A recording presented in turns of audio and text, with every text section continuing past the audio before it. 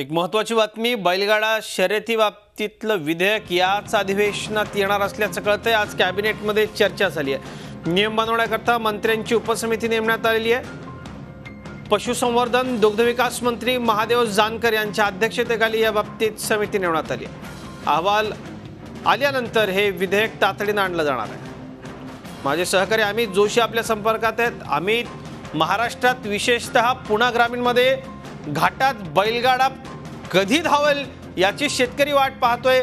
मुलाप्रमाणे शेतकरी या बैलगाडा शर्यतीतल्या बैलावर प्रेम करतो असा दावा इथले शेतकरी करतात आणि त्यांचा जीव की प्राण ही शर्यत आहे। लोकप्रतिनिधी देखील या सगळ्याकडे अत्यंत दबाव टाकतायत, डोळे लावून बसलेत। काय नेमकं सरकार करतंय? अजेत, बैलगाडा शर्यतीबाबत जनतेतून किंवा खास करून शेतकरी वर्गातून किंवा या पुणे नगर भागातून खूप मोठी मागणी होती आणि तशा प्रकारची शर्यत व्हावी अशा प्रकारची मागणी सातत्याने होती। आणि आता ज्या प्रकारे सर्वोच्च न्यायालयाने सुद्धा अनेक वेळा या बाबतीत ताशेरे ओढलेले आहेत, म्हणून राज्यात या संदर्भात निर्णय घेताना ही समिती बसवण्यात आलेली आहे।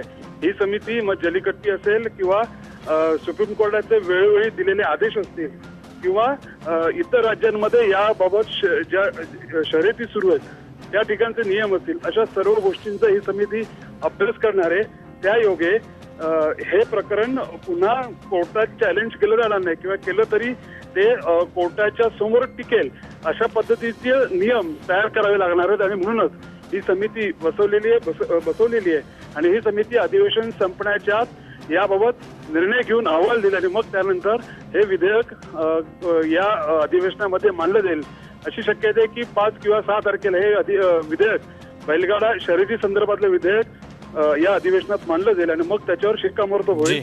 कुठलाही अडथळा येऊ नये, तांत्रिक अडथळा येऊ नये यासाठी ही उपसमिती बसवलेली आहे। थोडक्यात बैलगाडा शर्यतीचा मार्ग राज्यात मोकळा झालाय असं म्हटलं तर चुकीचं होणार नाही।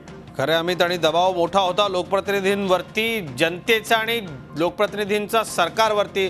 त्यामुळे आता घाटात बैलगाडा धावणार, शेतकऱ्याचं स्वप्न, शौकीनांचं बैलगाडा शौकीनांचं स्वप्न पूर्ण होणार असंच दिसतंय। धन्यवाद या माहिती करता।